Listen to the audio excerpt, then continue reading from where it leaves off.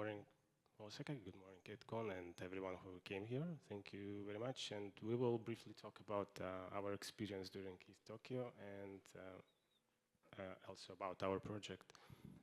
So I'll briefly just mention the conference. Shay, did you like the conference? Yes, I did. Okay. Yeah, the conference actually was pretty nice, and there was also a couple of talks about the importance of hackathons in the space. And for the hackathon itself, we got like 42 projects competing with 124 hackers, and we also got Vitalik joining us to check the demos. Yeah, there was 3 tracks: cyberpunk and DeFi and AI. And I'll just mention a couple of projects that didn't make here, but they were supposed to present too. One of them was Wrapped Monero. Is a DeFi solution if you want to use Wrapped Monero. I thought it was a really cool and clever hack that got the 2nd place. And then there was a Cyclone Cache that's was improvements for a Tornado Cache to minimize the cost of using. And finally, there was also AI track that we also participated. And this team, shout out to them, didn't make it, but they actually won the 1st place. We came 2nd, and this is like a mental health AI assistant that they built. And did you have any favorite projects? Yes, that'd be Prom Piper.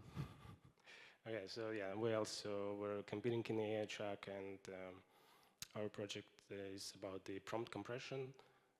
We had a nice time demoing to Vitalik as well, and yeah, also thanks to all the judges. And we hope to see you all next year in Tokyo too. And that's just a brief wrap about the hackathon itself. And yeah, we can just switch to our demo then. Yeah, see you.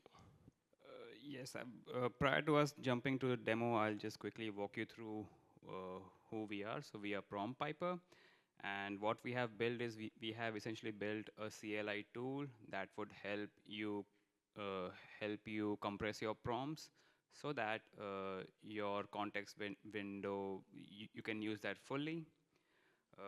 The AI problems, right? So as you probably know, AI has sort of 2 sides of the same coin, wherein on one side you have a bunch of people trying to increase the context window through the models as much as they can.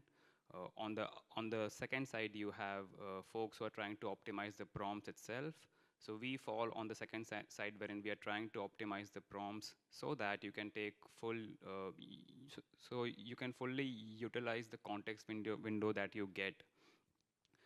As you see, you pay for the number of tokens that you consume, right? So we try to reduce your cost through that. So far, we have 2 modes through our CLI and our UI. The first mode would be the rule-based mode that we have also pushed on the IPFS storage. The second one would be the AI mode, wherein we have also created a small model that could help you do the same thing without the rules. And both of these are hosted on IPFS and free to use. You can see some stats here based on a bunch of tests that we did with the help of weights and balances. We saw that the number of tokens and the cost per token was reduced from 40% to 57%, as you can see here. This CLI works really very well on complex code problems, trying to help reduce the number of tokens you use through your prompts. Yeah. Finally, we have pushed all of our models and our rules on IPFS, and we also have made our CLI open source, and we have also pushed this on. So you can download this even right now by going to promptpiper.com, and you should be able to start using this right away. So yeah, a bit more about how this whole thing works. So we have 3 steps here. The first step we have is we try to get the large prompts and trying to extract some context out of those prompts through the first step. The, through On the step number 2, we try to annotate the data that we have by trying to categorize the prompts on the basis of if that prompt is for something linked to code, or which code, which language, so on and so forth.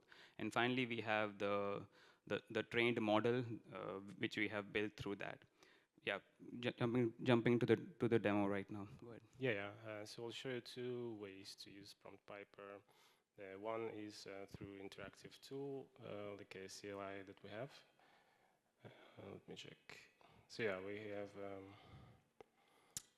CLI tool, and just for examples, we have a couple of simple examples where you can compress pretty simple prompts, and they also pass directly to Claude in this mode, so we can observe what's going to happen next, right? And we can also do more complex, like passing a solidity contract that's going to be then stripped of, let's say, white spaces that also take tokens, and then again we're passing to Claude to analyze it and save tokens and receive some answer if you want. But you can also use it just in a dry mode, so you can see, okay, we got the answer.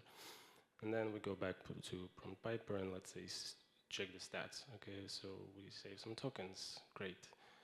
You can also use this as a, yeah, we can also demo the UI demo. So yeah, it's available at promptpiper.com, and it's pretty much similar, just you get more visual out of this. You can choose which compression model you want to use. It's like a small language model that you can download in your browser and will work on your machine. And yeah, you can just use a couple of examples and then choose your compression rate. Let's try to compress. Yeah, so pretty straightforward, and if you increase compression rate, you'll see your prompt being reduced, right? And this could just work behind the scenes, and yeah, we can go like pretty hardcore with the compression here. And finally, you get to then send both prompts to choice of your LLM provider and see the results, right? And yeah, so we were testing that on a couple of models, and for this save of the cost, yeah, like you can see here, the first prompt was uncompressed, the other was compressed, so we see like a 50% reduction, and the same was true for using, let's say, OpenRouter. Yep, that's Prompt Piper in the core.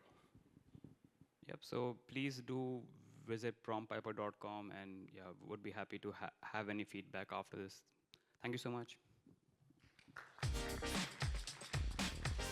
Thank you very much. ありがとうございました。